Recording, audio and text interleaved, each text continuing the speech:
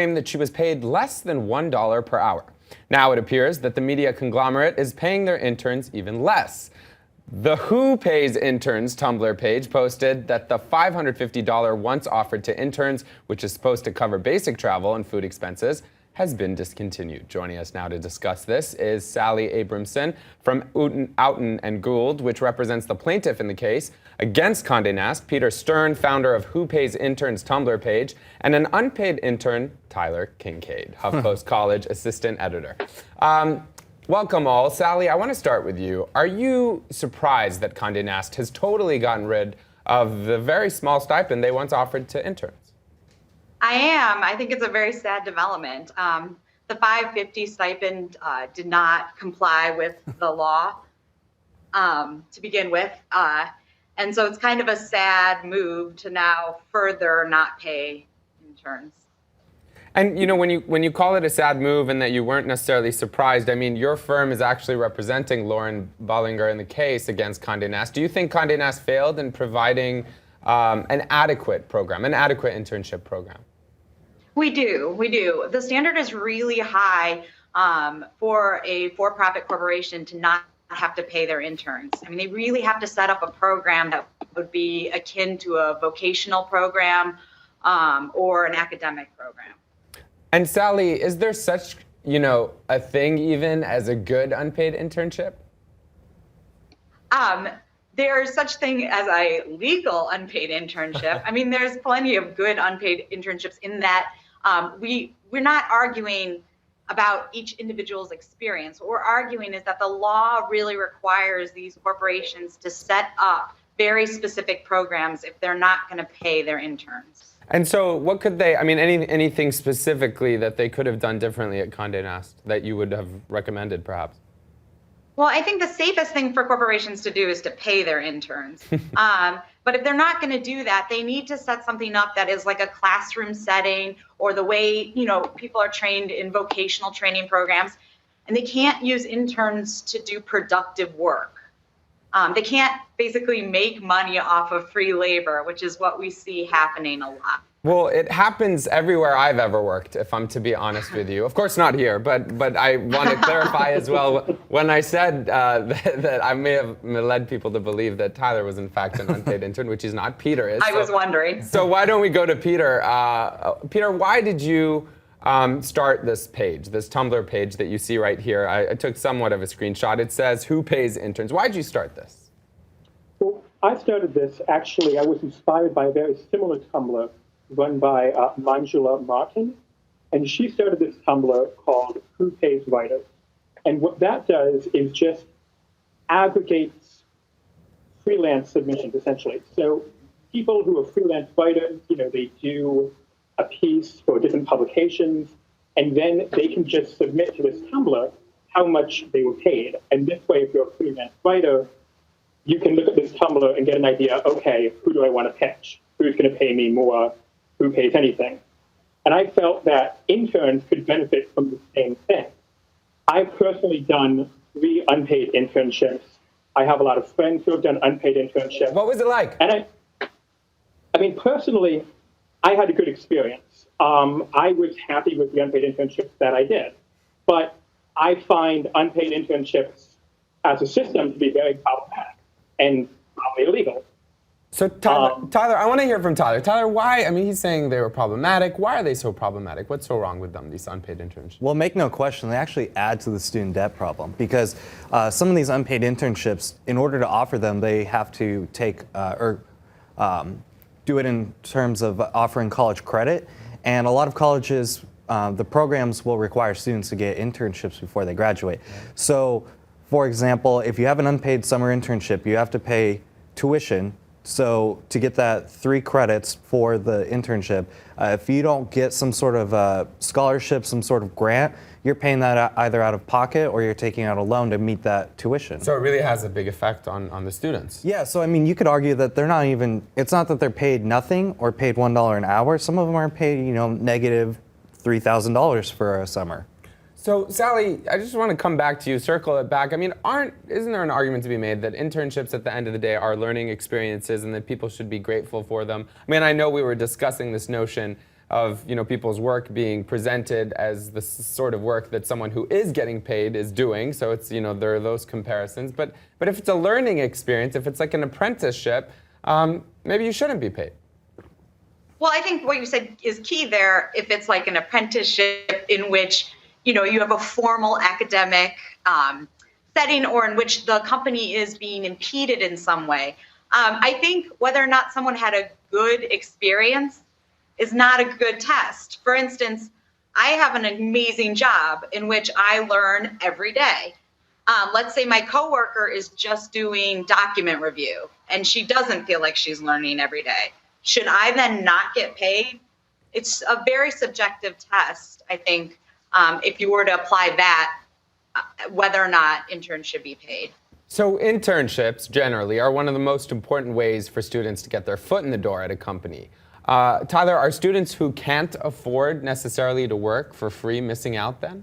Yeah, I mean, they may not be missing out on getting any internship or getting their foot in the door of any company, but let's say that you're someone in the Midwest that grew up pretty poor, their parents can't afford to help you at all, and you don't want to take out that debt to finance an internship. What happens is the ones who, for example, the magazine industry is based in New York. It's an expensive city. So the wealthier students are going to come out here and have support from their parents, while the poorer students are going to maybe have to do some sort of minor internship, closer to home, and not be able to advance their career as far. Mm-hmm, no, certainly. And Sally, I would wonder then, what advice do you have for a student who's, let's say, currently in an unpaid internship and they feel as though they're being taken advantage of? Well, we are at Out and Golden are really hoping that these lawsuits are going to be used as leverage. And they're going to be used as leverage either to make sure people are getting paid, or that these companies are setting up legitimate programs. The Supreme Court looked at this issue in the early 1900s and said, when you don't have to pay someone is when you're having classroom setting and they're learning things that are then transferable everywhere. And it's really impeding the business of the company giving these internships. So we hope either that type of internship will be set up or people will pay their interns. Yes, I think I would advocate for that, Sally. I agree with you. Although not everyone agrees on everything here at HuffPost Live. We have a comment coming in, pretty controversial, you could say, saying, as a moral and ethical matter, an unpaid intern should have the right to steal office supplies from his employer, including computer monitors. You're giving your work, you're paying your boss to work for him, transportation costs, meals, might as well get something in return. I would imagine, Tyler, that's, if it is to be taken seriously, not necessarily the best way to go about getting an internship. Yeah, or a job. I might want to return those MacBooks I took home. Yeah, right, here at HuffPost. We've outed you as being the thief, the office thief. I actually want to bring up this article. I'm sure you guys have seen this. Let me just see if I can't pull it up, but I'm sure many of you have heard about the controversy around Sheryl Sandberg's unpaid internship. Basically, in the wake of an editor's job posting advertising for an unpaid internship, Sheryl Sandberg's Lean In Foundation is now launching a formal paid internship program. Now, we have a note. This is the copy of the note from Rachel Thomas announcing the program. It came 2 days, as we mentioned, after the foundation's editor-at-large had posted a Facebook status looking for an unpaid intern to work here in New York City. Sally, what do you think of this? I mean, we've seen a lot of these lawsuits in the press these days. Do you think this has actually increased awareness? Is that why this is happening? I do. I have to say I'm a big fan of Sheryl Sandberg, and I was devastated when I saw that announcement for unpaid interns. It seemed to go against a lot of what she was saying. And then I was just really excited to see how much awareness I think has grown over what these unpaid internships really are. And the fact that the foundation then reacted so quickly was really inspiring. And we're hoping that the more press these cases are getting, the more corporations and even nonprofits will start to pay their interns. Any reaction, Tyler? Well, I don't know. I think students are a little mixed because there's some that are so desperate to get that job, they want to land an internship at a big company, that some of these companies that say, okay, we're only going to hire paid interns, it suddenly goes from having a pool of like, oh, we can hire 8 interns for the summer, not all of them are going to be paid, to we can only hire 2. Students are going to be like, oh, let me do anything. I will, I'll work for free. No one has to put it on the books. So it's kind of like the supply and demand. There's more people going to college these days, so they're desperate to get these jobs. The economy's not doing as well, so they see this as a way to get their foot in the door. The only way is if there's some sort of professionals. These lawsuits are the only way I think that are really going to affect change and get students the money they deserve. And that's what it seems is actually happening. I mean, we saw today as well in the news just how undervalued interns can be. Moritz Earhart, a 20-year-old intern at Bank of America's investment wing, Merrill Lynch, in London, was found dead amid rumors that he had been working excessively long hours.